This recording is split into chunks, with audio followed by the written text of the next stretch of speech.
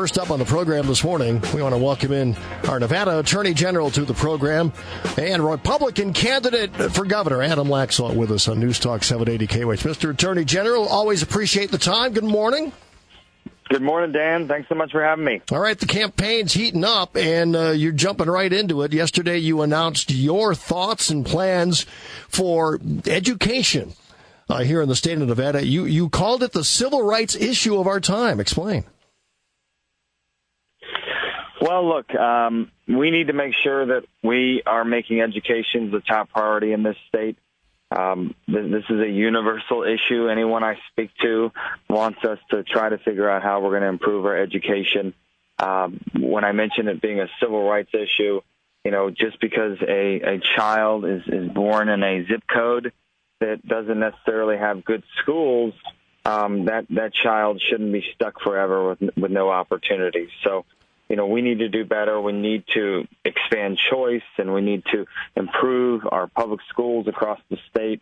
These things have to be a priority, and they will be for me if I'm elected as governor. Yeah, you also said you were not going to go backwards from our current levels of education spending. A lot of people consider that an uplifting statement, obviously.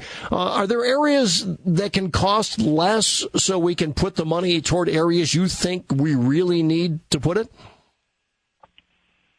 Well, we are one thing that I rolled out in my platform yesterday is an accountability measure. Mm-hmm. Everyone is always worried about where the education dollars go and, if these school districts are spending it properly, and they deserve to know. And so certain districts already are posting these numbers, but people can't understand them and they can't find them. I want to take this to the governor's level and create an online checkbook.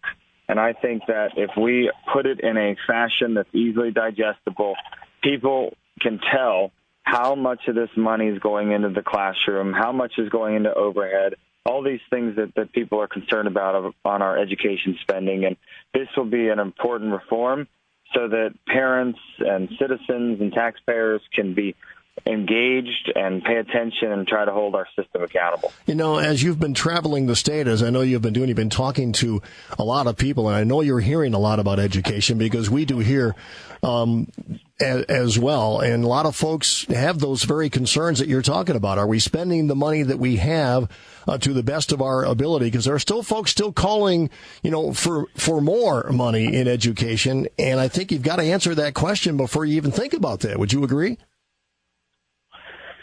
Look, I obviously a lot of new revenues have gone into education, and I've pledged to sustain those revenues and to keep a number of the early literacy programs and other programs that were put in place that we have started to work and are starting to show a lot of promise. But, the bottom line is that we need to demand better, and, we also need to create more avenues for choice. Things like ESAs are important. And as you know, Dan, we fought for those. No one fought harder for those than I did in my office to make sure those were declared constitutional. And we had a record time Supreme Court case that declared those constitutional. That would be a great opportunity to help our schools.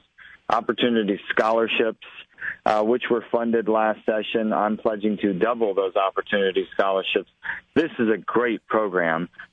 Every dollar that's spent on opportunity scholarships gives us back $1.50. And this gives opportunity to a kid that otherwise may be stuck in a failing school, gives them an opportunity to go somewhere else.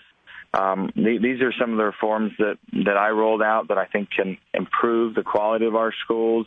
And, people do need to pay attention.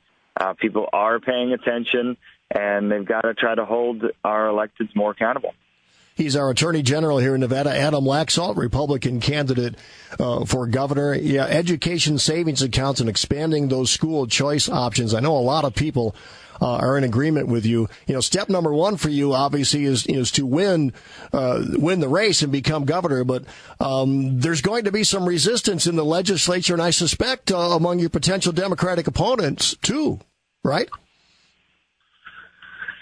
Well, Obviously, one, I hope I win this race and hope I have the support of Nevadans all across the state. But, we do need to see what the composition of the legislatures will be. Right now, we have majorities in both houses for the Democrats, and they have been resistant to some of these things. And, I pledge, obviously, to push to get these things funded. And, overall, you mentioned questions about whether there is enough funding, and I think there absolutely is. We've had a lot of increased revenues and growth in this state. Education will be a top priority for me. So when we do have surplus, that's where I'm going to look to put it. And that's back into education and ways that we think we can improve our schools. And that won't be just blanket spending. It has to be targeted spending in areas that we think are effective and that are working. I've always been a big advocate of we need to listen more to teachers who are at ground zero, the ones who are in the classrooms. You've talked about doing some things to try and help the teachers, especially when it comes to, the money they're spending on their own for supplies, correct? Absolutely. I'm really proud of the team that I've been able to put together over the last many months of teachers, administrators, and policymakers. We've really done a deep dive, and yes, I also hear from teachers as I travel the state. And one of the top things I hear is, they're very tired of never getting paid back for their out-of-pocket expenses. Mm-hmm. And so it's a little bit complicated what's actually happened over the last many years. But the bottom line is I want to double the amount of out-of-pocket expenses teachers can get refunded for, and I want to pledge to actually fund that. Because there is supposed to be money for these out-of-pocket expenses, but a lot of districts ultimately haven't been funding it. So I think it's important. These teachers are the front lines. They're trying to do as great a job as they can, and then they've got to come out of their own pocket to try to come up with the shortfall of a student that's in their classroom, and it should be a priority. I also think that we have teacher shortage issues in this state, and it's been hard to turn that around. A number of things have been tried, but I'm rolling out an innovative plan that we call Teach Tomorrow's Teachers, and I'm stealing this from the military model. And what I want to do is recruit 500 students in Nevada high schools and offer them a 4-year scholarship in exchange for 4 years of teaching in Nevada public schools. And obviously that program gives us some flexibility to determine, the type of gaps we have, whether it's ELL or STEM and things like that. But I think that this is going to be an innovative program. It's going to immediately start filling these teacher vacancies. And, it gives these kids, one, a free education, but two, a chance to give back to their community and serve in the field of education.